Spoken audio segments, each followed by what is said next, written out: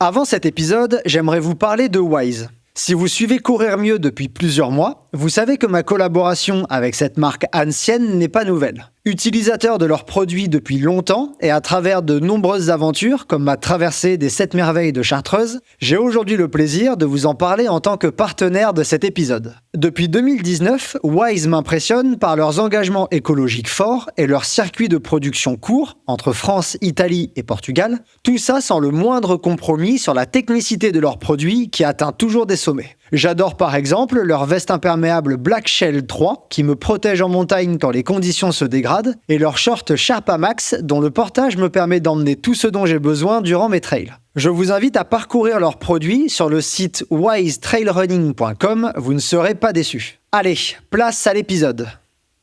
Bonjour à tous, j'espère que vous allez bien. Je suis ravi de vous retrouver pour un nouvel épisode. Dans ce Scientific Day, nous allons faire suite à l'épisode de la semaine dernière sur comment progresser en trail en nous intéressant plus particulièrement au trail court. Ici, j'ai le plaisir de vous présenter mon échange avec Jean-Benoît Morin et Guillaume Millet. En plus de ses diplômes d'entraîneur et de sa présence régulière sur le terrain aux côtés d'athlètes et de coachs, Jean-Benoît est professeur à l'université de Saint-Étienne. Il a publié de nombreux travaux sur le sujet de la performance et du trail et a par exemple co-encadré la thèse de Sabine Erstrom sur la thématique des déterminants de la performance en trail court. Guillaume, lui aussi professeur dans la même université, explore la thématique de la performance en endurance et en ultra-endurance depuis des années. Il est en plus l'auteur de plusieurs livres sur le sujet, comme Ultra Trail, Plaisir, Performance et Santé, et est en charge d'un programme avec les athlètes élites de la team internationale Salomon, visant l'amélioration de leur performance en trail. Je suis sûr que JB et Guillaume ont beaucoup de choses à nous apprendre. Allez, c'est parti pour l'épisode d'aujourd'hui, Aux frontières, partie 2. Salut Guillaume, salut JB. Vous me recevez dans l'université Jean Monnet. On est juste en dessous de votre laboratoire à tous les deux. Guillaume, tu t'es amusé à me faire sauter le caisson ce matin sur un test d'effort, donc tout va bien là, je suis un peu plus apaisé. JB, je t'ai à peine croisé, donc super, et je suis vraiment content de vous retrouver ici, parce que c'est une belle occasion d'avoir deux experts en entraînement, performance et plus particulièrement trail, ultra trail. JB, comme je l'ai dit dans l'intro, tu as co-dirigé une thèse sur le sujet. Guillaume, le nombre de publications que tu as également sur le trail, ultra, etc., elle est considérable. On va revenir dessus par la suite. Mais du coup, je vous remercie énormément de me recevoir et j'ai hâte d'échanger sur ces thématiques avec vous. On va commencer par l'essentiel. Comment ça va, Guillaume ? Tu peux te présenter rapidement et nous dire un peu comment ça roule en ce moment ? Ça va pas plus mal que si c'était pire. C'est comme je réponds tout le temps quand on me le demande. Me présenter, je croyais que tu allais nous présenter par la suite. Donc voilà, je suis vieux, je suis un ancien coureur. Et j'essaye toujours de faire un peu de recherche à mes heures perdues. JB, tu veux prendre le micro et nous dire rapidement comment ça va et qui tu es en 2 mots ? Eh ben, ça va très bien.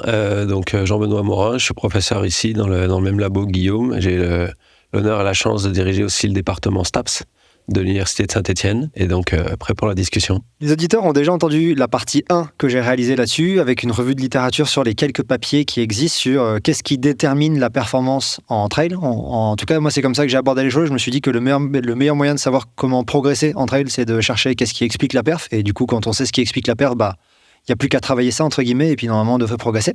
Mais vous aurez peut-être une vision différente de ça. Je vous propose qu'on attaque directement le sujet, donc ça va être divisé en 2 parties, comme je l'avais dit, plutôt trail court, plutôt trail long et ultra. Guillaume, je te laisserai revenir sur pourquoi tu as proposé cette distinction, parce que c'est pas mon idée à la base. À la base, je voulais partir sur 3 parties, et tu as eu une explication que j'ai trouvée assez cool sur pourquoi en fait 2 parties suffisent, donc je te laisserai la parole par la suite. La première chose que je voulais dire, c'est qu'en résumant les 5 études que j'ai considérées dans la revue de littérature, il y avait Coetzee, Erstrom et Hall, dont a été le directeur JB, Sabine Erstrom, qu'on salue au passage. Les travaux de Sabater Pastor, il y a 2 papiers dont Guillaume, c'est toi qui as dirigé cette thèse, un autre papier dont tu es collaborateur, dont tu es auteur principal, pardon. Bref, tous les papiers, il y avait les 2 mêmes paramètres physiologiques globalement qui ressortent, en tout cas liés à la course, qui ressortent tout le temps pour expliquer la performance, quelle que soit la distance du trail, court, long et ultra. C'était VO2 max et économie de course, qui sont les 2 facteurs les plus corrélés à la performance. Et il y a des papiers qui discutaient que l'économie de course, le coût énergétique était associé à la force maximale des membres inférieurs. JB, on en a un peu parlé dans l'épisode qu'on a fait ensemble, on reviendra dessus par la suite. Il y a d'autres paramètres qui ressortaient jamais, comme le pourcentage de VO2 max au seuil lactique, par exemple, qui était un facteur qui ressortait pas, ou la consommation des lipides, dans un papier que vous aviez, qui ressortait en trail court et pas en long et en ultra, ce qui est presque surprenant. La première question que je vais vous poser, avant qu'on divise en court et long, c'était comment vous approchez ces résultats en fait? Comment ça se fait que VO2 max et économie ou coût de déplacement, moi j'appelle ça coût de déplacement, c'est les facteurs les plus associés à la perf? Comment ça se fait qu'il y a ces deux-là et pas d'autres? C'est quoi votre vision de ces deux paramètres en fait et de la performance en trail? Bon, pour une première question, dis donc, tu commences fort parce qu'il y a déjà de quoi tenir le micro pendant longtemps. Donc déjà, je suis pas sûr d'être tout à fait d'accord avec une des choses que tu as dit en intro, de dire OK, on mesure les facteurs principaux de la performance et du coup, il y a plus qu'à travailler ces facteurs et puis on devrait être bon. Non, je crois que ça, c'est vraiment une approche, à mon avis, erronée des choses. On travaille surtout là où on a besoin de travailler de façon individuelle. Donc l'entraînement, c'est par nature individuel. Donc tu peux pas te dire j'ai besoin de travailler VO2 max, j'ai besoin d'améliorer mon coût énergétique. Si il se trouve que tes deux qualités naturelles, c'est une grosse VO2 max et un très bon coût énergétique, pourquoi tu travaillerais que ça? Donc déjà, voilà, je suis pas d'accord de base avec cette première analyse. Ensuite, effectivement, VO2 max qui ressort souvent, coût énergétique un petit peu moins. VO2 max et puissance ou vitesse à VO2 max sont vraiment les deux paramètres qui sont corrélés de toute façon. Et puis vitesse à VO2 max étant VO2 max fois le coût énergétique. Donc ressortent souvent, peut-être tout simplement parce que ce sont les deux paramètres les plus souvent mesurés, tout simplement.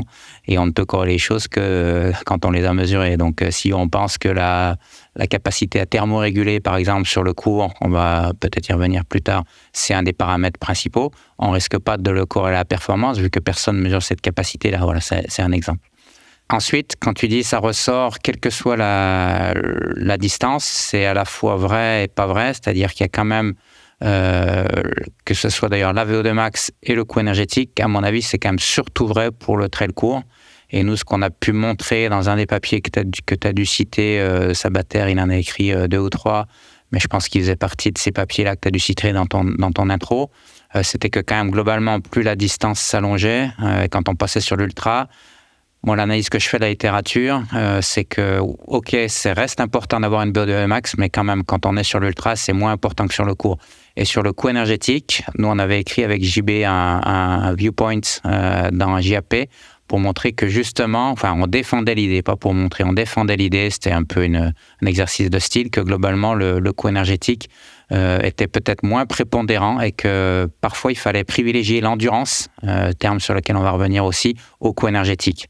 Et voilà, moi, je pense que c'était pas forcément une mauvaise idée. Après, on est là pour discuter, mais donc voilà, les choses sont pas aussi simples que ça. Et juste pour terminer, après, je laisse la parole à JB. Mais tu avais posé une question vraiment large, donc c'est normal que la réponse soit longue. On essaiera de faire plus court pour les autres.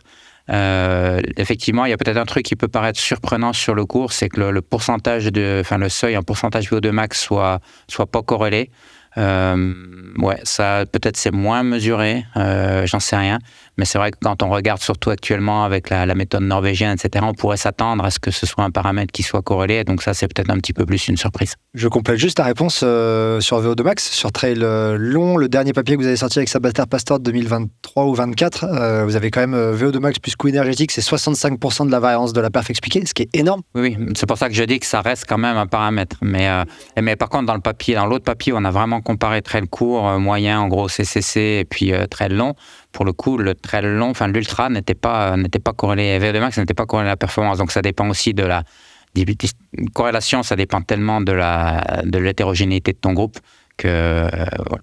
Mais la taille d'effet était quand même à 0.7. Moi, j'avais noté ça, c'est que ça passait de 0.9 à 0.7 sur l'ultra. Ce qui reste 0.7, tu te dis, c'est quand même... Ouais, non, mais ça reste important. Et quand tu réfléchis au-delà des stats, parce qu'après les stats, on ne va pas dire qu'on a fait dire ce qu'on veut, mais je suis pas loin de le penser. Tu nous as fait une belle conférence il n'y a pas si longtemps là-dessus.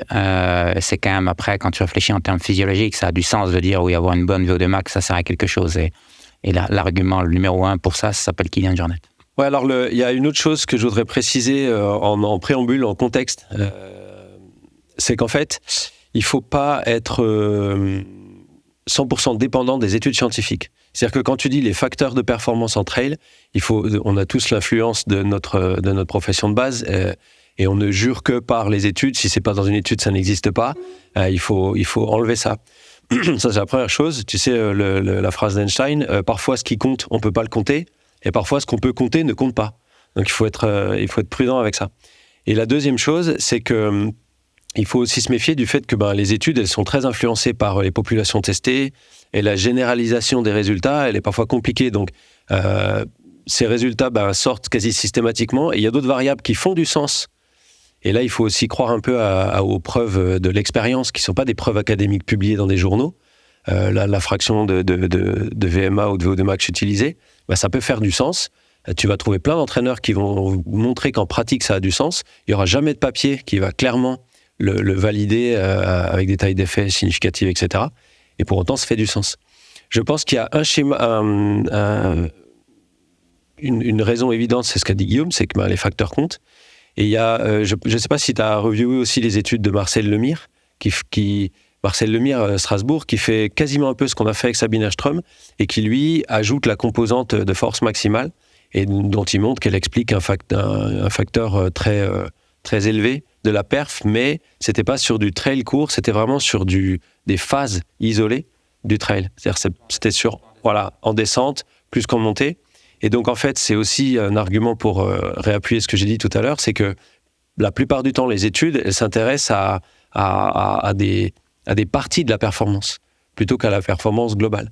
Sauf quand on reproduit ou on va sur des études, c'est assez rare, c'est pas pour nous jeter des fleurs, mais l'étude de Sabine ou ce qu'a fait Guillaume avec Fred, c'est entre guillemets, c'est la vraie performance. Et c'est peut-être aussi pour ça que parfois les résultats sont inattendus, parce qu'il y a d'autres facteurs qui viennent influencer la vraie performance par rapport à ce qu'on fait en labo, quoi. Alors déjà, ça rejoint en partie ce qu'on a discuté toi et moi dans l'épisode sur la force, que les auditeurs pourront retrouver en ligne, puisqu'on a quand même eu un moment d'échange avec toi, ensemble, sur justement l'importance de la force maximale. Et du coup, tout ce que vous venez de dire tous les deux, ça ouvre parfaitement à la première question que je voulais vous poser, puisque je suis complètement d'accord avec vous. Je pense pas que VO2 max, c'est le coût du déplacement qui compte.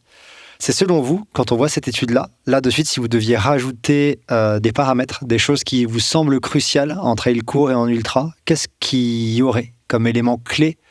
En d'autres termes, si je vulgarise ma question, qu'est-ce que la littérature a pu oublier qui vous semble primordial à considérer et qui, là, dans les études que j'ai vulgarisées, n'a pas été considéré? Je vais peut-être commencer par le court, et Guillaume complétera, et puis étendra l'ultra. Pour moi, sur le court, les deux paramètres fondamentaux que la littérature n'a pas oublié, mais a partiellement abordé, c'est cette dimension de force et d'endurance de force, si on voit ce que ça représente.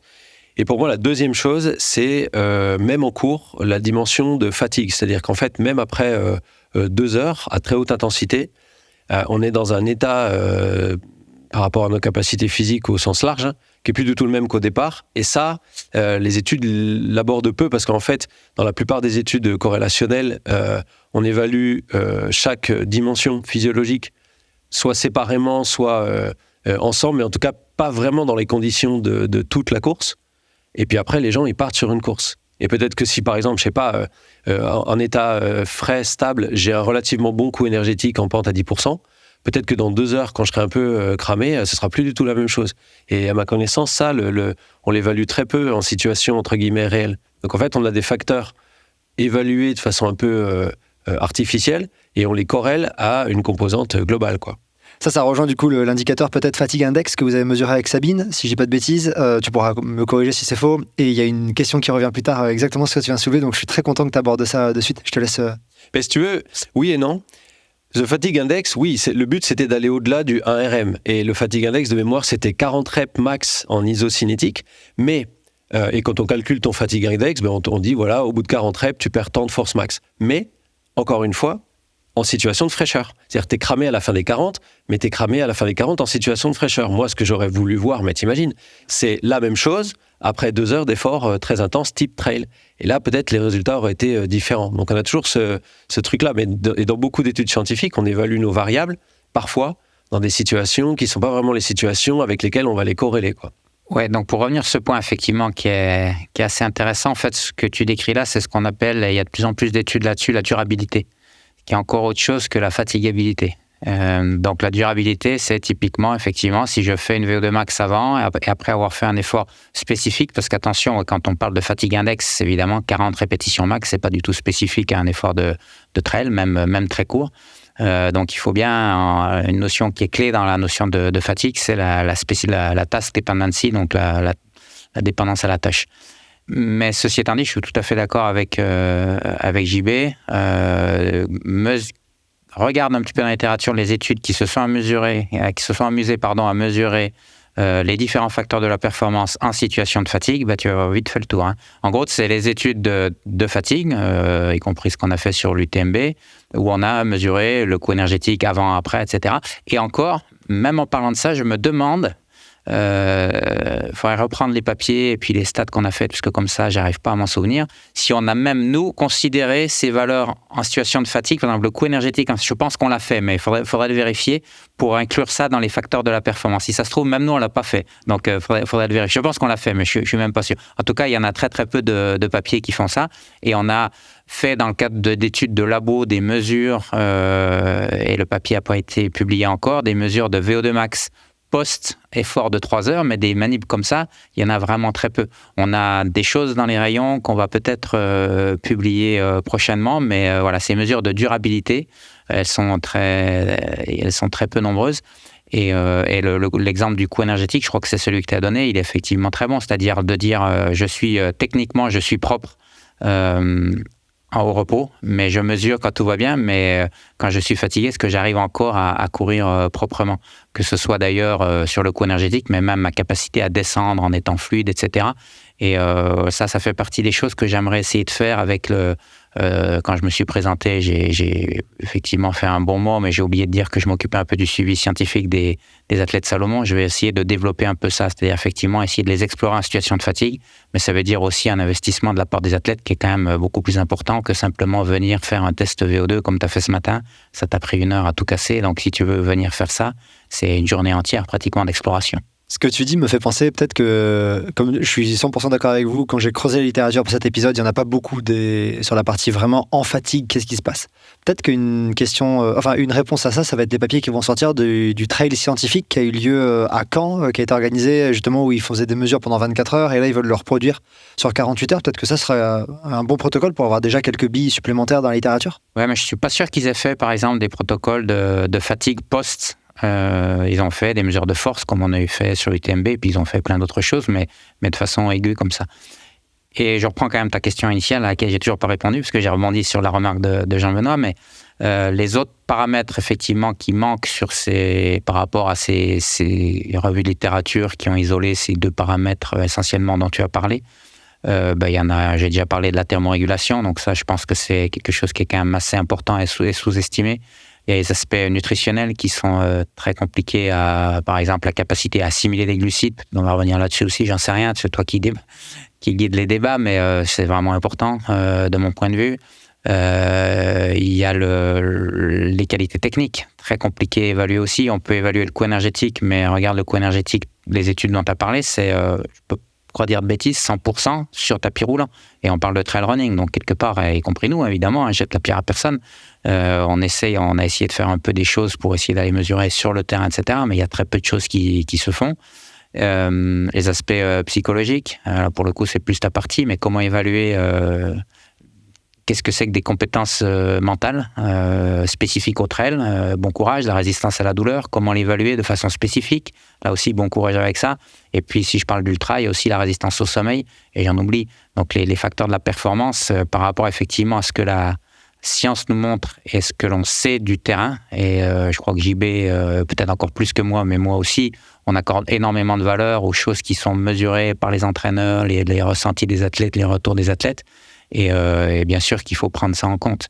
Il faut juste accepter que la science a ses limites, et dans ce domaine-là, je crois qu'il y a de grosses limites. J'en attendais pas moins de ce genre de réponse, et ma question était exactement pour soulever ça. Et là, je me permets un mini commentaire, mais je suis impliqué dans le projet UT4M Lab, et c'est moi qui ai géré un peu une bonne partie de la partie cognition à l'effort. On n'a que des résultats préliminaires, et ça, j'espère aussi que dans quelques années, ça va amener à déjà mettre la lumière sur quelques aspects cognitifs et mentaux. Parce que dans ton modèle de la chasse d'eau, par exemple, qui est lié à la performance, etc., il y a une partie mentale qui est encore rarement, voire jamais étudiée dans la littérature. J'ai sorti un épisode sur le mental juste avant l'épisode qu'on a aujourd'hui. Et on était d'accord à dire avec l'invité qu'il n'y a vraiment pas grand-chose. JB, tu voulais compléter, je crois, la réponse de Guillaume juste avant ? Non, je voulais juste dire qu'en fait, cette histoire de mesurer les choses dans un état de fatigue, elle est très rare dans la littérature, c'est très rare dans la littérature, et c'est aussi très rare dans la pratique. C'est-à-dire que je discute à longueur de semaines, de mois avec des staffs, des athlètes où en fait on parle de fatigue et la préparation physique, elle est quasiment jamais faite dans l'état spécifique d'eux. Tu vois, et donc ça, je pense que c'est une influence globale qui n'est pas forcément spécifique aux scientifiques, mais qui est aussi, tu vois, cet exercice de préparation physique est très intéressant. Pour quelle raison tu le fais tout le temps en situation de fraîcheur, de non-fatigue, hein, c'est global en fait. Le 30-30 c'est cool, mais allez faire du 30-30 après 3 heures de trail, c'est ça que JB vous conseille comme premier indice de cet épisode. On va passer vraiment directement, on va diviser à partir de maintenant, on va rentrer un peu plus dans le vif du sujet, parce que je trouve que là c'était un bon moyen de balayer un peu, de faire une petite vue de la littérature, à quoi ça ressemble la littérature sur la performance en trail. Quand je vous ai proposé cet épisode, d'abord je vous avais proposé 3 parties. Une partie trail court, une partie trail long et une partie ultra. Un peu comme tu l'as divisé, Guillaume, dans ton papier avec Fred. Et à ce mail, tu m'as répondu quelque chose qui nous a fait venir sur un format en 2 parties, trail court et plutôt long et ultra. Est-ce que tu peux nous redire pour les auditeurs pourquoi, toi, ça te semble plus pertinent de discuter en 2 parties plutôt qu'en 3 ? Tout simplement parce que 3 parties, ça faisait trop long à enregistrer, donc je me suis dit qu'on allait gagner un tiers de notre temps, c'était pas mal. Non, c'est JB, il m'a dit déjà, ça m'embête de faire ce podcast, j'en ai rien à cirer de Cyril, donc si on peut gagner un peu de temps. Non, blague à part, non, c'est vraiment pour des questions de simplicité. J'avais le sentiment que si on discutait de 3 formats, on allait dire souvent au milieu, oui, ça dépend un petit peu du niveau de l'athlète. Et c'est ce que je pense, effectivement, quand on fait format marathon, je pense que les choses sont relativement claires. Et encore, je ne suis pas sûr qu'on soit d'accord sur tout, mais on peut, je pense, se mettre d'accord sur l'essentiel. Quand on discute de format 100 miles, on peut aussi tomber d'accord sur un certain nombre de paramètres ou de méthodes d'entraînement qui fonctionnent, etc., les week-end shocks et tout ce que tu veux. Par contre, si on parle d'un format type Templier, 70 km, je crois, maintenant, voire même un peu plus, 80, pour Kilian Jornet, ça va être le marathon du Mont Blanc, et pour un coureur débutant, ça va être un format 100 miles. Donc, les méthodes d'entraînement qui en découlent, les facteurs limitants de la performance dont on vient de parler, vont être fortement dépendants, à mon avis, du niveau de l'athlète. Merci d'avoir partagé ça. La première question qu'on va aborder dans cette partie trail court, ça va concerner, et il y aura exactement la même dans la partie ultra, mais ça va concerner le volume d'entraînement en fait. Il y a beaucoup de personnes qui m'ont fait remonter des questions sur le volume d'entraînement. D'une part, avec des questions sur cette croyance que, par exemple, si je prépare un 30 km, des personnes qui me disaient « je prépare un 30 km, mais j'en fais 80 par semaine, est-ce que c'est pertinent ? Est-ce que je m'entraîne pas trop ?» D'autres personnes qui disaient je prépare 30 km, est-ce que j'ai besoin d'en courir 30, etc. Est-ce qu'on sait, en fait, selon vous, qu'est-ce qu'un athlète doit se poser comme question quand il fait son volume ? Est-ce que c'est la compétition qui détermine le volume ? Moi, j'ai ma réponse, je ne vais pas la donner de suite, mais est-ce que c'est l'entraînement ? Est-ce que c'est la capacité de l'individu à encaisser l'entraînement qui détermine le volume ? Est-ce que c'est la distance que tu vas courir qui détermine ton volume ? En tout cas, pour le trail lourd, comment vous voyez les choses ? Alors, je vais faire une réponse qui va peut-être te paraître un peu décalée, mais en fait, pour moi, si on n'est pas professionnel, il faut raisonner à l'envers. C'est-à-dire, il ne faut pas dire « je prépare un 30, il faut absolument que je case 140 km par semaine ». Il faut dire « voilà ce que je peux caser, et je vais le caser, et ça va rentrer dans ma vie sociale, personnelle, professionnelle, sans me burner complètement, et je ferai mon 30 km avec les armes que j'aurai ». Et je pense que c'est un piège que de donner des recettes en termes de volume, parce que les gens, sauf les professionnels qui sont payés pour faire que ça, les gens, ils vont rentrer dans ce modèle-là et ils vont se cramer. Voilà. Et donc, l'idée, c'est ça. C'est plutôt de dire, qu'est-ce que je peux mettre comme volume en termes de temps d'entraînement ? Et mon 30 km, j'essaierai au mieux de le finir. Et puis, si j'ai pas assez de volume, on sait même pas ce qui est bien comme volume, mais si j'ai pas assez de volume, je le finirai un peu moins vite que ce que j'aurais pu faire, mais au moins, je vais pouvoir me prendre du plaisir, en faire un autre, puis un autre, et pas tomber dans une spirale un peu débile de « il faut que j'ai ces métriques-là d'entraînement, sinon ça passera pas ». Donc, je te réponds pas par un chiffre, je te réponds par individuellement, qu'est-ce que je peux mettre comme volume ? Oui, 100% en phase avec ce que vient de dire JB. Alors, c'est vrai qu'il y a quand même un lien entre volume d'entraînement et performance.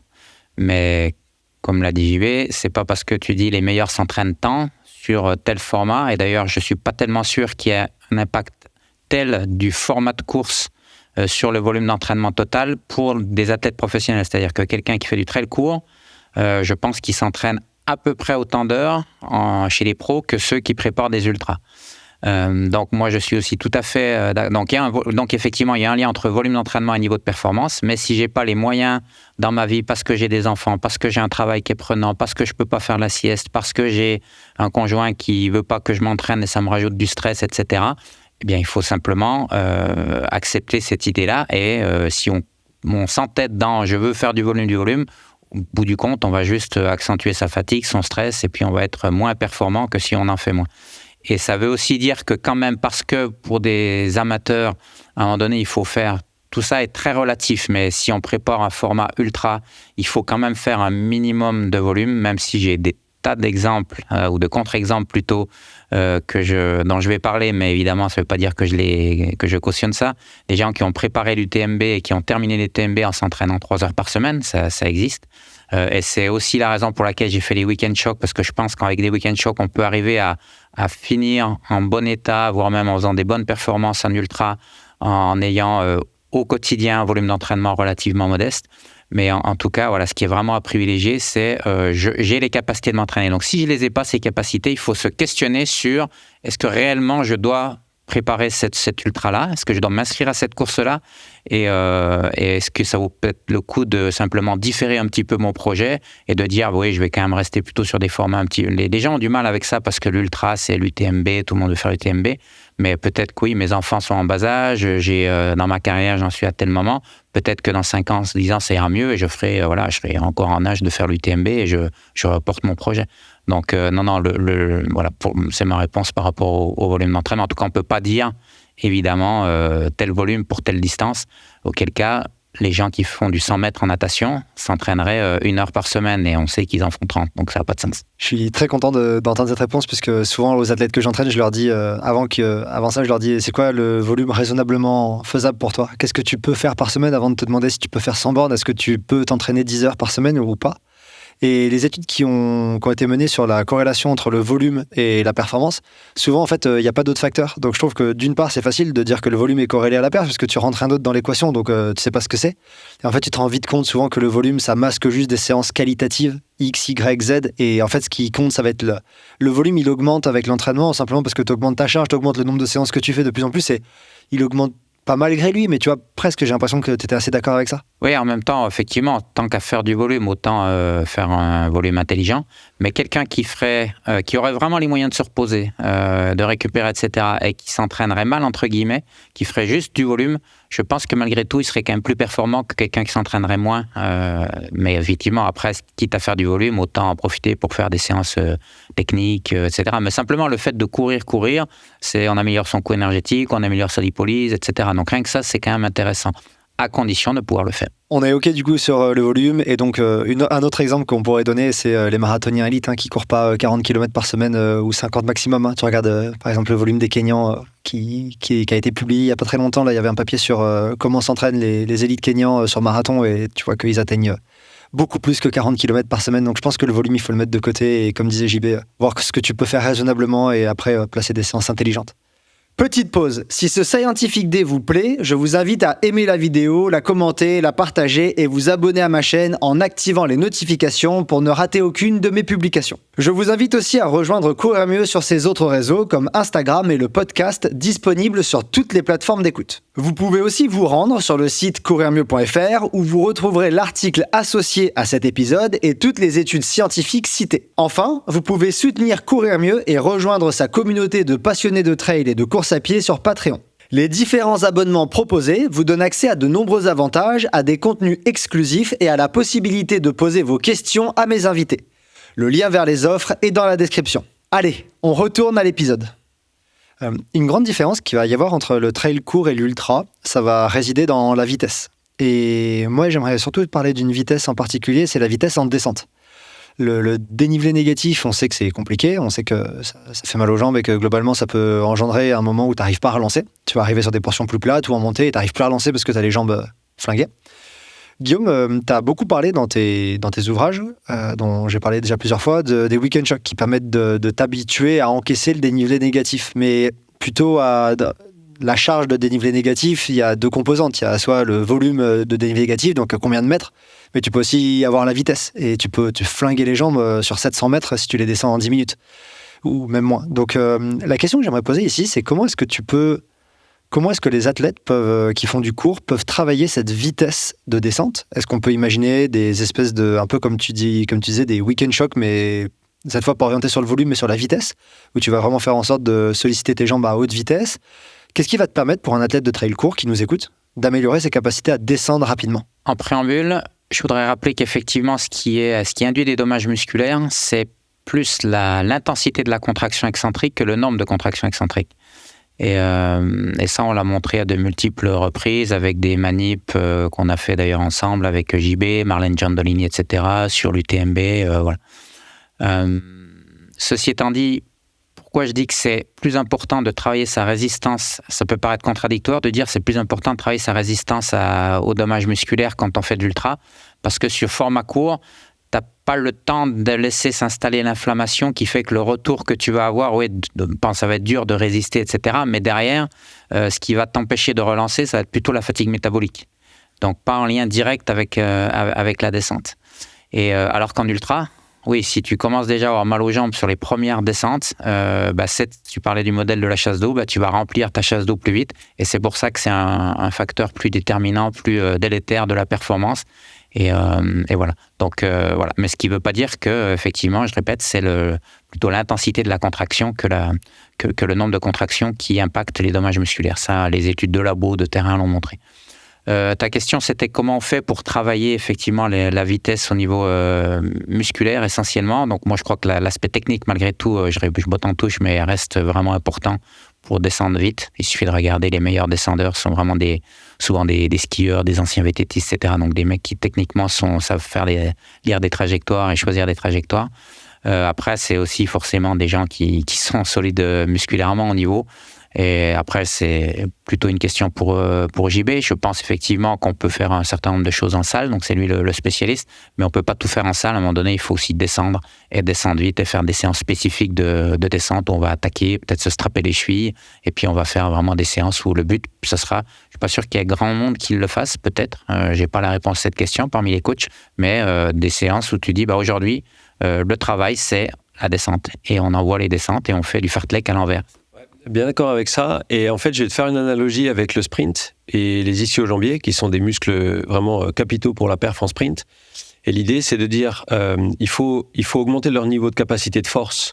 Et donc, par définition, on va le faire plutôt à la salle avec des exercices de musculation. Mais les pires courbatures au ischio-jambier que tu vas pouvoir te prendre, c'est en faisant des 30 mètres à fond. C'est pas en faisant des exercices de force. Et donc, je pense que oui, il faut augmenter ta capacité de force en faisant un peu d'excentrique, entre guillemets en salle, mais il ne faut pas hésiter à aller faire de la descente. Et je pense qu'il y a la composante technique, mais si on veut vraiment une stimulation musculo-tendineuse, ça peut avoir de la pertinence pour moi de faire des descentes où il n'y a quasiment pas de difficulté technique, c'est-à-dire des descentes sur du goudron, des routes où tu enlèves cette composante-là, mais où tu vas pouvoir la remplacer par une composante de très haute intensité de contraction et de vitesse, qui va être complémentaire de ce que tu as fait en salle, mais qui ne pourra jamais le remplacer. Tu ne pourras jamais remplacer la vitesse d'allongement des fibres musculaires, tendineuses que tu as dans une bonne descente où tu t'envoies vite sur du plat où donc tu n'as pas la composante technique, parce que sinon tu iras moins vite qu'en musculation, même en faisant du drop jump. En fait, on va faire un truc super sympa l'an prochain, on va, entre guillemets, essayer de montrer mon hypothèse qui est que le sprint, c'est le meilleur des exercices de pliométrie, en termes de temps, en termes de vitesse de contraction, etc. J'aurai la même réponse pour la descente. Je pense que c'est ultra intéressant de faire de la technique, mais je trouve que c'est pertinent d'imaginer que tu fais une séance de descente, par exemple trail, tu vas te faire 2 ou 3 descentes très techniques dans un endroit que tu trouves adapté pour, et mets-en 2 ou 3 de côté où tu vas pouvoir aller plus vite, mais sur du plat où c'est très safe, etc., etc. Je pense que ça, c'est pareil, je pense qu'il y a peu de gens qui le font, qui le considèrent, mais je trouve que la stimulation va être à l'intermédiaire, en fait, entre la muscu qui sera intense, mais pas assez, et le technique spécifique qui sera pas assez intense à cause de la composante technique. Ok, avec cette proposition, alors avec comme souvent, mais là peut-être encore plus que d'habitude, la notion de progressivité, parce que tu commences pas en faisant même 3 descentes de 5 minutes, par exemple, à bloc sur la route, je pense que, ou alors après tu récupères pendant 15 jours, quoi. Donc commencer peut-être par une descente de 2 minutes, je dis n'importe quoi, mais je sais pas si Si tu as déjà essayé ça sur toi ou sur d'autres, mais j'imagine, je n'ai pas de notion, mais j'imagine que ça peut vraiment tabasser fort. Alors le but, c'est que ça tabasse fort. Mais justement, je fais un avertissement parce qu'on voit les commentaires quand tu postes des choses. Ce podcast, cette interview s'adresse aux gens qui font ou qui veulent préparer de la compétition. C'est-à-dire, bien sûr, si je prends le lycéen ou les jeunes étudiants qu'on a en option et que les premières séances on fait ça, et tout le monde va se casser. Donc oui, dans les règles de l'art, de la progressivité, de l'augmentation des choses. Mais voilà. Mais je pense que quand ça devient un critère, d'ailleurs on en reparlera après, peut-être que parfois la descente, ça va être le 5e critère que tu dois aborder en termes de perf, quoi. Mais si ça devient ce critère-là, ouais, la stimulation, elle peut s'envisager. L'exemple typique des performances sur trail court, c'est les Golden Trail World Series. Et quand tu regardes par exemple Rémi Bonnet, ce qu'il fait sur Zegama l'an dernier, je pense qu'il aurait bien aimé avoir quelques séances de descente en plus parce que il avait 3 minutes, 4 minutes, 5 minutes d'avance sur Manuel Merias. Mais par contre, Manuel, il était chaud, il était bon pour la descente. Rémi, pas assez, et il l'a bouffé en descente. Donc ça va devenir un critère déterminant à un certain moment, la capacité à descendre. Oui, enfin Rémi, il sortait de ski alpinisme 15 jours avant. Hein. C'est pas qu'il n'a pas voulu se préparer, hein, c'est qu'il n'avait pas eu le temps de se préparer juste physiquement et qu'il voulait quand même jouer le classement final. Et d'ailleurs, il a bien fait puisqu'il a gagné. Mais... Oui, c'était pas du tout pour diminuer la perf de Rémi, c'était bien pour dire qu'il y en a un qui avait eu la préparation à la descente et pas l'autre. Et en fait, ça s'est vu dans la course. T'as beau être excellent en montée, il y a un moment où la descente, elle va être critique également. Et je rebondis sur ce que tu disais, JB, en 2 mots. Effectivement, tout ce qu'on dit là, c'est vrai que j'ai souvent tendance à m'adresser à des personnes qui s'entraînent et qui pratiquent, etc. Même dans un but de loisir, tu peux avoir envie d'améliorer ta descente, il n'y a pas de souci. Mais par contre, mets-y de la progressivité. Et tout ce qu'on va dire là, des fois, c'est juste à moduler par rapport à son niveau. Je ne pense pas que les séances soient différentes en fonction de ton niveau, élevé ou bas. C'est juste la charge de la séance qui va changer et la progressivité que tu mets. Donc, ce sera un moyen peut-être de couper court à certains commentaires déjà dès maintenant. Ouais, alors enfin, si tu es dans le trail, le plaisir, faire le type de séance dont vient de parler JB, je suis pas sûr que ce soit ni plaisant sur le moment, ni après. Donc, pour le coup, il y a quand même quelques séances qu'on mettra de côté. Ouais, même les séances sans ça, etc. Est-ce que vraiment, si tu fais du trail loisir, tu as besoin d'aller te mettre sous des barres, etc. Je suis pas absolument convaincu. Donc, non, je pense qu'on reste... Enfin, en tout cas, c'est l'optique dans laquelle j'enregistre ce podcast, c'est en termes de performance. Pas forcément de haut niveau, mais avec l'idée de vouloir progresser, quitte à se mettre un tout petit peu en danger, subir potentiellement des blessures, etc. Si tu n'as pas de prise de risque, tu ne peux pas non plus progresser. Ouais, ça me va très bien comme contexte. On a parlé de Manuel Merias, et du coup, ça fait la transition parfaite avec la question que j'avais là de suite. On parle beaucoup des trails, des bâtons en trail long. On en reparlera dans la partie numéro 2. Qu'en est-il, selon vous, des bâtons en trail court ? L'exemple que je viens de donner là de Manuel, c'est quasiment le seul qui utilise des bâtons en trail court. Par exemple, sur Zegama, il avait ses bâtons à la main tout le long. Il les a pas utilisés, sauf dans la dernière montée dont j'ai oublié le nom, qui lui a permis un peu d'alléger les choses. Est-ce que vous considérez que c'est un outil qui est intéressant, utile, techniquement à travailler pour du trail court, ou est-ce que les bénéfices sont pas assez grands versus le poids que tu trimbales en plus, ou peut-être le fait que ça te force à marcher ou à courir moins bien, parce que c'est pas facile de courir avec des bâtons. Il y a des personnes qui arrivent très bien. Il y en a d'autres en niveau de synchronisation, c'est pas si simple. Quelle est votre vision, vous, par rapport aux bâtons sur du court ? Et est-ce que ça a la même utilité qu'en long ou pas ? Alors, ce qui est amusant, c'est que si tu regardes un peu les choses en KV, tout le monde a des bâtons. Enfin, en tout cas, la majorité des gens ont des bâtons. Donc, sur des formats très courts, bâtons tout le monde. Sur des formats ultra, bâtons tout le monde. Et au milieu, tu dis, c'est bizarre, pourquoi là, il n'y a pas de bâton ? Et pour tout dire, c'est une question, je n'ai pas la réponse, je te le dis tout de suite, mais je me suis toujours posé la question. Et peut-être qu'il y a une bonne raison. Je pense qu'il ne faut pas non plus sous-estimer l'intelligence ou le ressenti des athlètes. Donc, quand même, si tu dis, moi, je prendrais les bâtons, ça fait un peu, l'histoire du mec qui est sur l'autoroute et qui entend la radio, il y a un gars qui est à contresens sur l'autoroute et il dit à sa femme, tu penses, il y en a des centaines qui sont à contresens. Donc, mais... En même temps, si tu raisonnes toujours comme ça, tu n'es jamais disruptif et tu sautes pas avec les skis écartés, etc. Donc voilà, c'est pas parce que tout le monde fait ça que c'est forcément la bonne solution. Souvent ça l'est, mais pas toujours. Il y a des exceptions notables. L'exemple du saut en V en saut à ski, c'est un bon exemple. Ceci étant dit, tu parlais de Manuel Merias. Moi, j'ai vu au Templiers il y a 20 ans, Thierry Breuil, qui avait gagné les Templiers. Alors à l'époque, on avait le droit de se faire passer des bâtons et qui, sur une des dernières montées, s'était fait passer les bâtons et qui a pris, alors c'était pas du trail très court, mais c'était pour lui à ce niveau-là, c'était quand même du trail court, qui est parti avec les bâtons. Donc c'est pas complètement, il y a sans doute quelques exemples autres très peu courant, certes, mais ça veut dire qu'il y a quand même des gens qui se posent la question. Et moi, je pense que ça mériterait effectivement peut-être de prendre un risque. Mais comme tu l'as dit, ça veut dire s'entraîner avec, s'entraîner régulièrement avec, courir avec. C'est une gestuelle qui est différente, une synchronisation qui est différente. Et le poids des bâtons, peut-être qu'aussi les choses changent. Les bâtons sont de plus en plus légers, etc. Et voilà, donc moi je pense que c'est pas forcément ce qu'on voit aujourd'hui, effectivement, pas de bâton en trail court.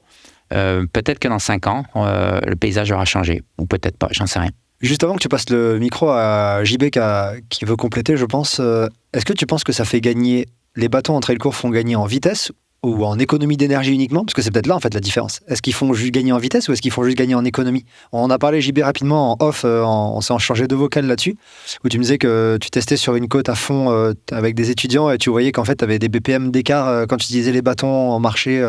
Non, c'était marcher versus courir.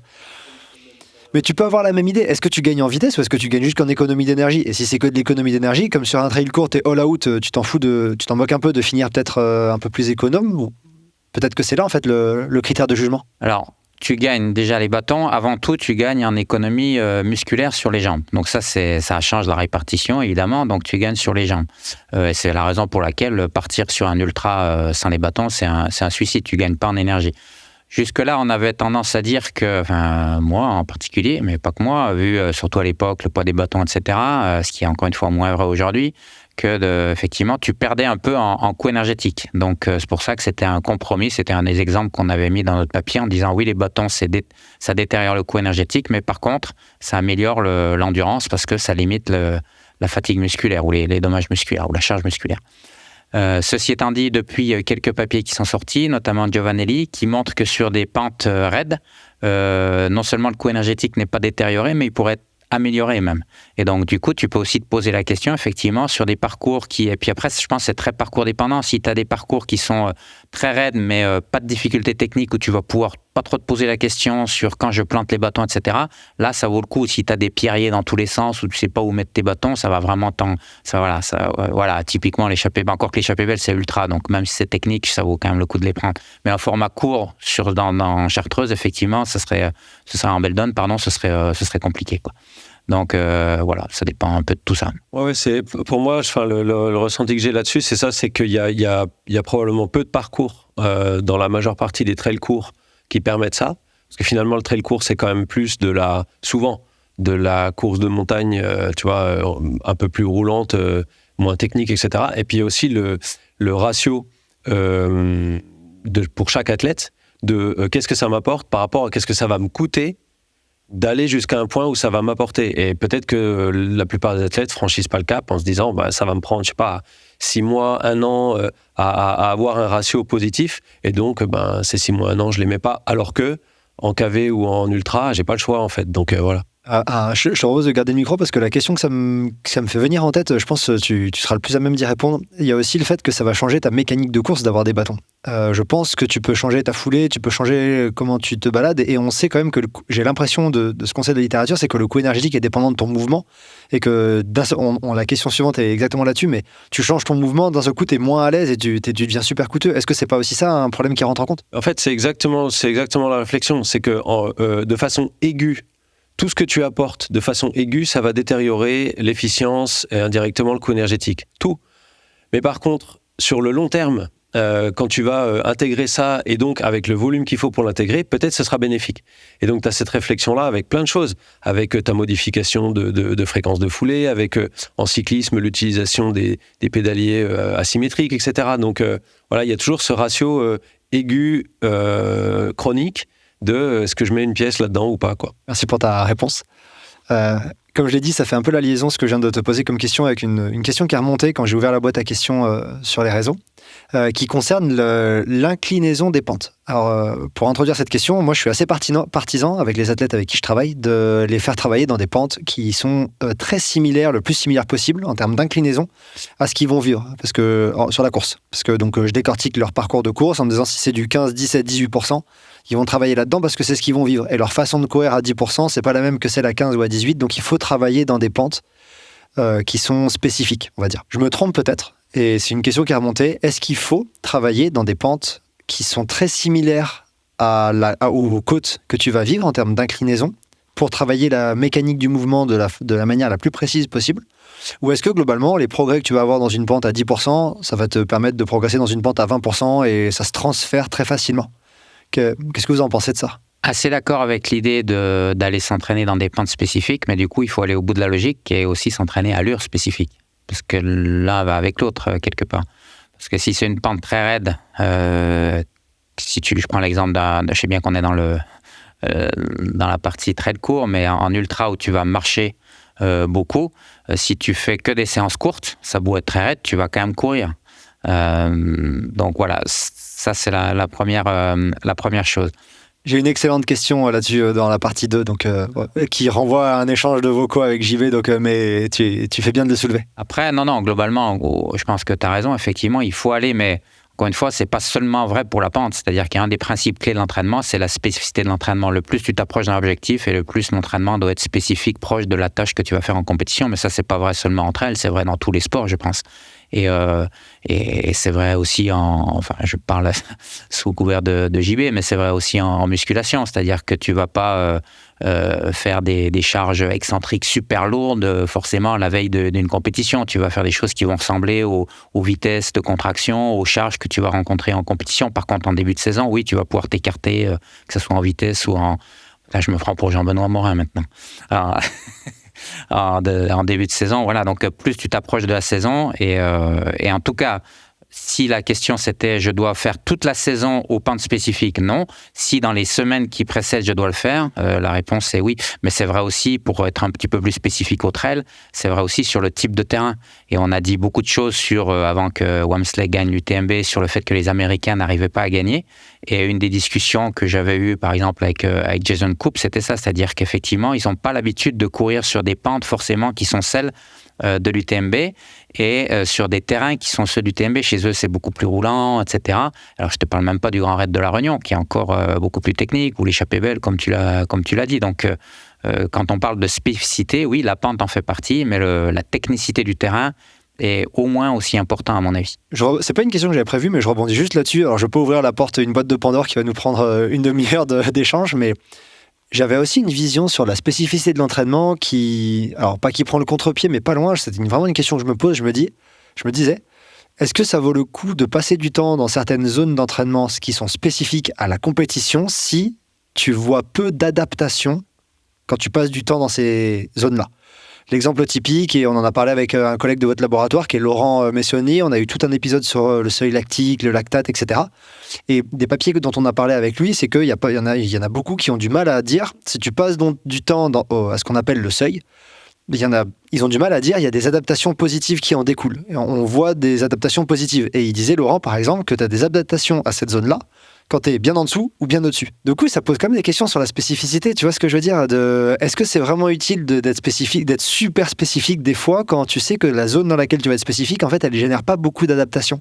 Est-ce que vous avez un avis là-dessus? C'est une question un peu annexe, mais... Mais je pense que c'est difficile de parler de façon générale. Je pense qu'il faudrait discuter sur des cas concrets.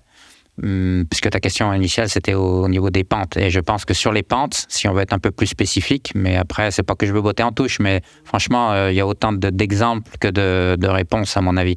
Mais si tu restes sur la question des pentes, ça va être effectivement, si je m'entraîne jamais à des pentes, notamment à des pentes élevées, et si je m'entraîne encore moins à la marche, à des pentes élevées, je vais jamais travailler sur des longueurs musculaires, sur le rapport, la relation force-longueur, qui sont celles que je vais obtenir, que je vais avoir en compétition. Et donc, du coup, quand je vais être obligé de marcher et d'étirer notamment mes mollets plus que ce que j'ai l'habitude de faire, là, assez vite, je vais me mettre en difficulté, etc. Donc là, c'est dans ce sens-là où la spécificité, elle a vraiment un sens. Là, en l'occurrence, sur le rapport, sur la relation force-longueur. Elle a du sens aussi sur la commande nerveuse. Il y a pas mal d'études, là, pour le coup, je sors de nouveau du trail running, qui montrent que si tu t'entraînes à certains angles, tu vas améliorer ta commande motrice à cet angle-là, en particulier, y compris d'ailleurs en électrostimulation. Donc voilà, ça, ce sont des exemples précis qui viennent de la science, qui permettent de dire que oui, quand même, la spécificité, ça a un sens. Mais je suis sûr qu'on pourrait trouver des contre-exemples. Oui, je pense à des spécificités métaboliques, mais oui. Et du coup, ce que tu viens de dire, ça veut dire que par exemple, tu poses ton pied d'une façon dans une pente à 20%, et donc tu as une spécificité d'angle dans la pente qui fait que tu as une spécificité d'angle au niveau du pied et du genou. Bref, JB, vas-y. Alors, je vais remettre une pièce dans le... C'est pas parce qu'il n'y a pas d'évidence scientifique concrète d'adaptation que ça fait pas du sens. Et moi, il y a un point fondamental, c'est le ressenti, l'expérience personnelle. C'est de dire, ouais, j'ai déjà fait ça, je suis déjà allé là. Même s'il n'y a pas d'études scientifiques en consensus qui me dit que ça fait pas de sens pour moi de pas avoir un répertoire moteur et une expérience motrice qui est couvert tout ce que tu vas devoir affronter. Donc, j'aurais tendance à dire que, au-delà de l'argument de la spécificité, c'est un argument juste de vécu, tout simple, qui consiste à dire, ouais, ok, même si je fais pas ça pour les adaptations physiologiques hypothétiques non démontrées, bah, je fais ça parce que quand je vais m'envoyer cette côte-là dans X semaines dans ma compète, au moins je serai déjà allé là, quoi. Moi, je prends l'exemple juste en anecdote des étudiants STAPS qui n'ont jamais fait de 400 mètres.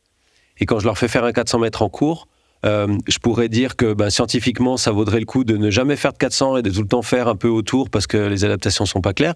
Sauf qu'entre celui qu'on a déjà fait un et celui qu'on n'a jamais fait, tu as une performance très, très différente, quoi. Une approche très différente. Puis c'est une histoire aussi de surprise. C'est-à-dire que ce qui se passe dans les 15 dernières de course, il y en a, ça les, psychologiquement, ça les déraille. Alors que ceux qui en ont déjà fait un quelques semaines avant, parce qu'ils ont bien fait le job, parce que je les préviens 6 mois avant, et je regarde après qui en a fait un, qui en a jamais fait, ils ont dit ouais, je sais que ça m'avait fracassé, donc j'ai mieux géré, j'étais déjà allé là, quoi. Je trouve qu'un exemple parfait, en tout cas moi c'est quelque chose que je préconise à beaucoup d'athlètes, juste même des questions que j'ai des fois, pas forcément que ceux que j'entraîne, c'est les courses préparatoires. Je trouve qu'un des meilleurs moyens de te préparer à ta course, c'est d'avoir fait une course il n'y a pas très longtemps, qui va un peu ressembler, où tu vas te mettre dans le rouge parce que tu vas vivre plein de choses, tu vas tester ton alimentation, tu vas tester des fois tes ravitaux, ça c'est... Quel que soit le format, même en cours, hein, des fois, en cours, il y a quand même des ravitaux sur certaines courses, hein, et ça, je pense que c'est vraiment important d'aller les explorer, par exemple, dans des cours de prépa, parce que pareil, à l'entraînement, remettre la pression de la course, la pression du dossard, qui n'est pas la même, remettre la nuit qui va te manquer parce que tu as mal dormi, c'est compliqué, je pense, à l'entraînement. Alors après, ça dépend un peu de l'expérience globale de l'athlète, mais c'est vrai que les courses de préparation, je crois qu'il y a peu de personnes qui iraient jusqu'à remettre en cause ça d'arriver. Mon objectif de l'année, c'est ma première course de l'année. Je pense que personne ne fait ça réellement. Et c'est aussi l'objectif des Weekend Shock. On en parlera peut-être dans la deuxième partie, mais l'idée, c'est ça, c'est d'être spécifique au-delà des ultras de compétition de préparation que tu peux faire, mais qui sont par définition très peu nombreux. C'est d'aller se confronter effectivement à la spécificité de l'ultra et pas seulement sur les vitesses et les pentes et les modes de contraction, mais sur tout le reste, la nutrition, le matériel, etc. Et le fait d'être longtemps en nature qui des fois pour des gens peut surprendre. Comme tu disais dans un épisode, dans un podcast que j'ai partagé dans la partie 1, des fois passer du temps longtemps en montagne, en fait passer 10 heures en montagne pour des gens ça peut surprendre quand ça fait plus que 5 heures. Donc c'est une des utilités. Ouais, et courir de nuit aussi. Simplement le fait de courir de nuit, certaines personnes ne sont pas à l'aise avec ça, même si ils sont au courant qu'il n'y a pas d'ours dans la montagne et qu'ils ont une bonne lampe et que c'est pas un problème technique. C'est juste un peu l'appréhension. Quand tu n'es pas habitué à ça, voilà, il faut apprivoiser tout ça. Il y a une question qui m'est remontée et que j'ai trouvé vraiment importante à aborder, qui va rejoindre aussi peut-être le petit échange qu'on a eu sur qui va écouter ce podcast des fois et quelle est la démarche derrière. Il y a une personne qui m'a dit ok, je suis intéressé par les déterminants de la performance en course à pied et en trail court, mais j'ai 50 ans, je fais 10 kilos de trop et ma VMA elle est à 12 km/h. Je suis foutu en fait, je peux pas progresser en trail court. Qu'est-ce que vous auriez à répondre à ce commentaire, vous ? C'est quoi votre vision des choses ? Alors non, c'est pas foutu. En fait, c'est exactement le tout début de la discussion. C'est-à-dire que les déterminants de la performance, c'est chez qui, pour qui et dans quelle population. Et ce genre de profil-là, on les étudie pas ou très peu dans les études scientifiques sur la performance en trail dans le sens haute performance. Et donc là, en fait, il faut juste remettre les critères, les grosses pierres de la performance à un niveau en dessous. Et pour moi, par exemple, ce cas hypothétique, la première chose à adresser, c'est les 10 kilos en trop, parce qu'à un moment donné, tout va évoluer derrière. Et donc, il faut juste dire les critères de performance dépendent du niveau auquel on s'adresse et des objectifs, quoi. Donc là, on redescend d'un critère de performance en dessous et on va s'adresser à la préparation qui va permettre de, par exemple, enlever ces 10 kilos, quoi. Alors, c'est vrai que quand on a 50 ans ou 55, c'est pas facile de rester au poids de forme. Donc, je ne lui jette pas la pierre. C'est comme ça qu'il t'a vu. Les grosses pierres, t'as dit? Ah non, les grosses pierres, t'as pas dit les grosses pierres. Je sais pas s'il s'appelle Pierre, mais on peut quand même essayer, effectivement, quand on connaît l'influence du poids de corps sur la performance. C'est sûr que s'il perd ne serait-ce que la moitié de ses 10 kilos, sa VMA, elle va augmenter mathématiquement. Donc, non, tout n'est pas foutu.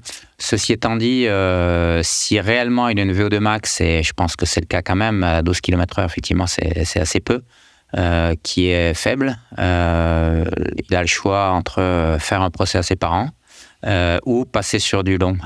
Non, mais blague à part, c'est un peu ce que je disais à Sion dans une conférence où on discutait justement un petit peu de ça, c'est-à-dire d'être performant à Cardinal versus en ultra. Et globalement, je leur disais... à Cardinal, c'est un peu, je caricature un peu, c'est quand même essentiellement la génétique. Et sur l'ultra, l'entraînement te permet de t'améliorer quand même plus. Donc voilà, si tu n'as pas eu de chance au grattage, tu joues au tirage sur les formats un peu plus longs. Et aussi un peu, il y a des facteurs de performance politiquement corrects. Et il y a des facteurs de performance un peu plus délicats à aborder. Toi, en tant que coach, etc., parfois dire aux gens, on va essentiellement se centrer sur l'hygiène de vie, les choses qui socialement peuvent poser problème, etc., modifier le régime sur du long terme et autres. Et puis il y a des facteurs un peu plus acceptables, par exemple, essayer de faire des séances pour améliorer VMA. Mais parfois, il faut se poser les bonnes questions, quoi. Donc, ouais, ce sera peut-être un peu un week-end choc, mais de choc un peu d'approche, quoi. Week-end choc, c'est pas chocolat, hein, tu savais, ouais.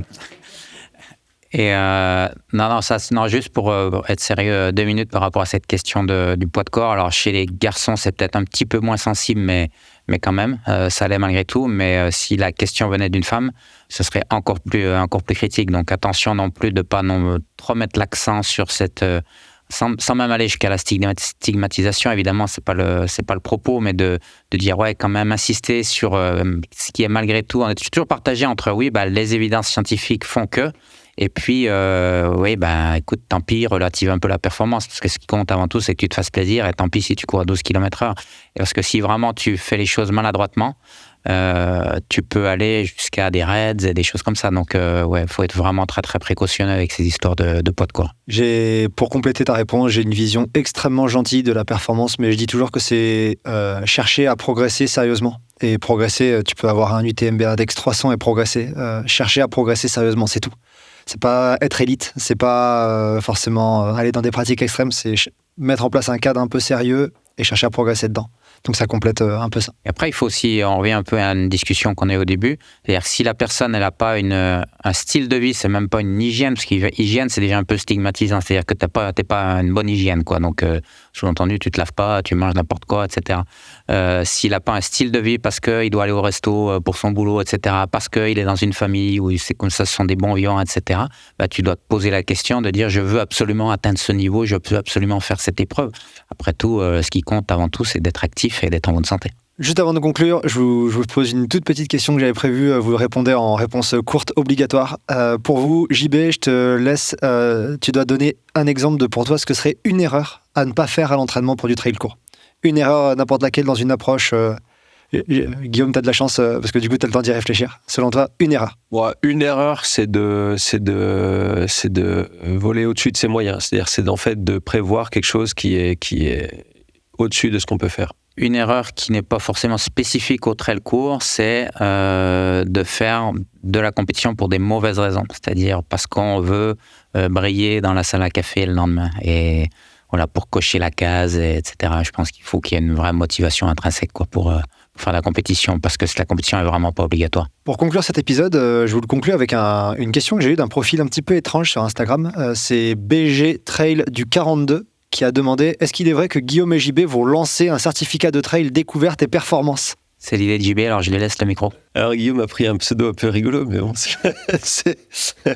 Alors oui, c'est le cas. En fait, l'idée, c'est qu'on veut mettre en commun ce qu'on peut apporter aux pratiquants dans un cadre qui est quand même assez exceptionnel à Saint-Étienne, et dans un diplôme qui se veut vraiment orienté pratique et ouvert à tout le monde. Ce sera pas une énorme machine comme il en existe des très bons, par exemple à Besançon. Ce sera quelque chose pour l'instant, de dimension orientée pratique, découverte. L'idée, en fait, l'idée que j'ai eue, c'est de dire, vous pouvez lire le livre de Guillaume et vous pouvez venir le vivre ou en vivre une grande partie avec nous directement. Ouais. Et l'acheter, voilà. Ok. Dès que tout ça sera mis en place, je me ferai un plaisir de le partager et de communiquer là-dessus. C'est vrai qu'à Saint-Etienne, vous avez beaucoup de chance. C'est le 2e meilleur endroit de France pour faire du trail après Grenoble, évidemment. Du coup, je vous remercie énormément pour ces réponses. Je mettrai, vous êtes tous les deux déjà intervenus dans le podcast, donc je remettrai tous les liens où on peut vous suivre en termes scientifiques, en termes de publication, de vulgarisation, etc. en description de l'épisode. Je vous propose qu'on fasse une petite pause et on se retrouve pour les auditeurs dans la partie 3 qui sera dédiée au trail long. Merci JB, merci Guillaume. Voilà, c'est tout pour l'épisode d'aujourd'hui, dédié à l'amélioration des performances en trail court. Cet épisode soulève de vraies questions et des pistes d'amélioration intéressantes et novatrices à considérer pour progresser. L'expertise de Jean-Benoît et de Guillaume et leur capacité à articuler connaissances scientifiques et problématiques de terrain est impressionnante et m'a énormément appris. Je suis sûr qu'il en a été de même pour vous. N'hésitez pas à les suivre sur leurs différents réseaux, les liens sont dans la description. Quant à nous, on se retrouve dans la partie 3 de ce Scientific Day avec les 2 mêmes invités pour parler de comment progresser en trail long et en ultra trail. À très bientôt pour un nouvel épisode et n'oubliez pas que selon Edwards Deming, sans donner à l'appui, nous ne sommes qu'une personne de plus avec une opinion.